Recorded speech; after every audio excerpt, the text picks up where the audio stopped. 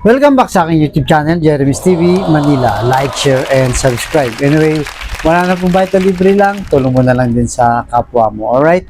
Thank you very much po. So, ang topic natin ngayon po, today's reflection o ang mabuting balita sa araw na ito. Feeling mo ba, ikaw na ang may control sa lahat ng bagay? Feeling mo ba na kontrolado mo ang trabaho mo? Kontrolado mo yung mga pera mo? Kontrolado mo yung negosyo mo?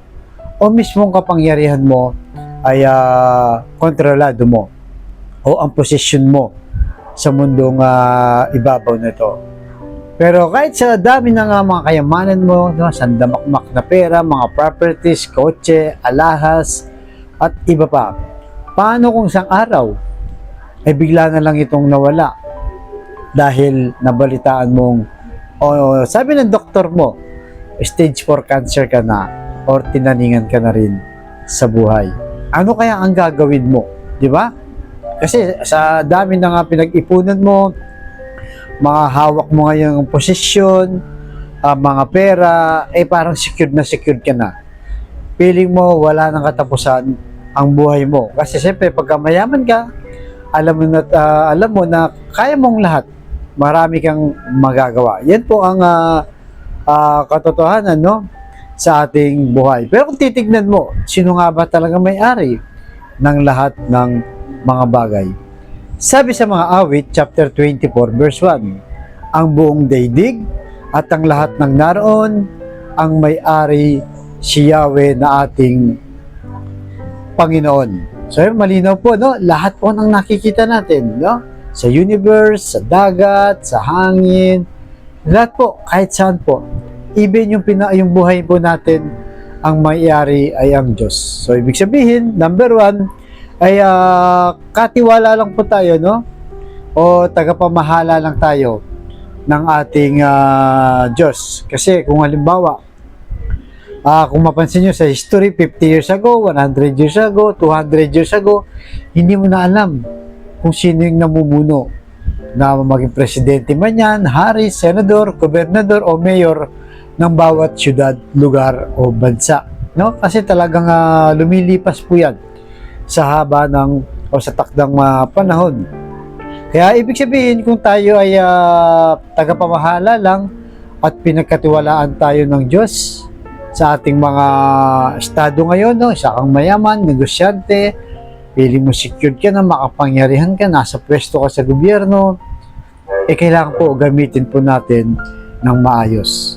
At gamitin natin ayon sa layunin ng Diyos. Kasi pag hindi po natin yung ginamit, diba? Halimbawa, sa politiko ka, sa kang mayor, kailangan po maging faithful ka sa iyong sinasakupan, o sa iyong mamamayan, o sa iyong mismong trabaho bilang isang mayor o ano pa mang posisyon sa gobyerno. Gawin mo na rin ang best mo sa layunin ng Diyos. Dahil kung hindi ka maging faithful, baka masayang lang yung pagkakataon na pinagkaloob sa iyo ng Diyos na dapat sana nakagagawa ka ng mabuting bagay. Kaya nga siguro na tayo pinagkatiwalaan even sa ating mga pamilya ay makagawa ng mabuti. Maging instrumento tayo ng Diyos sa kanyang mga layunin. Kaya kung titignan natin ang lahat ng may-ari, ibig yung buhay natin, mga pamilya natin, ang Diyos, hindi ba dapat sumunod po tayo sa Kanya? Alam naman natin, wala naman pong perfecto, pero siyempre, di ba, importante rin yung pagsunod sa Diyos. Na balang araw ay magsusulit po tayo. Kaya sikapin po natin, hindi man talaga perfecto ang ating buhay, kailangan majority. Lahat ng meron tayo, gamitin natin sa tamang paggamit. Lalo na, yung makatulong tayo sa ating kapwa.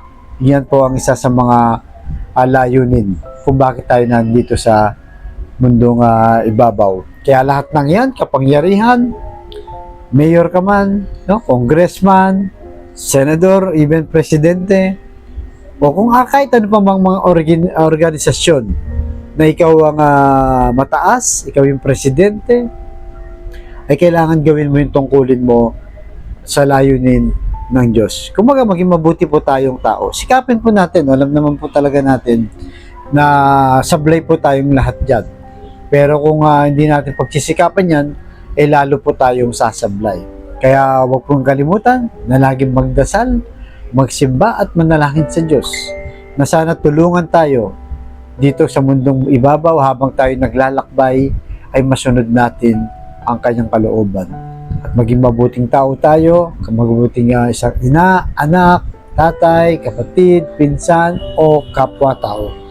Yan po ang sikapin natin sa ating buhay. Huwag po masyadong maging secure sa ating buhay. Wala pong problema na secure tayo pero kailangan gawin natin o gamitin natin sa tamang paraan para sa layunin ng Diyos.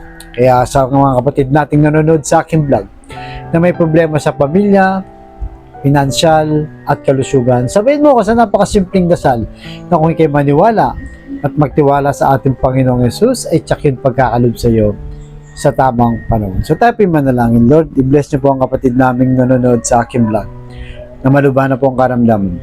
Stage 4 cancer na, Lord. Tinaningan na rin po ang kanyang buhay. Ipuhin niyo po ng iyong mapagpagaling na kamay. Haplusin niyo po. Tanggalin niyo po ang kanyang karamdaman. Alam naman po namin na walang imposible sa iyo kung iyong loloobin.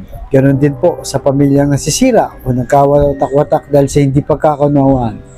Ipuhin niyo po ang kanilang puso na maging mapagkumbaba, mapagpatawad at higit sa lahat ay mapagmahal sa bawat miyembro ng pamilya. Ganon din po sa mga kapatid nating walang-wala, lalo na po yung mga sa mga mahihirap naming mga kababayan na ultimo pambili ng 1 kilo lang ng bigas, pinoproblema pa. Iniisip nila kung paano nila iraraos ang kanilang pamilya. I-bless niyo po ang aming hanap buhay para sa aming mga pamilya at patawarin niyo po kami sa aming mga kainahan at kasalanan. Ang lahat ng hiniling namin sa matamis na pangalan natin, Panginoong Jesus. Amen. To God all be the glory sa ngalan ng Ama ng Anak ng Jesus Espiritu Santo. Thank you very much po.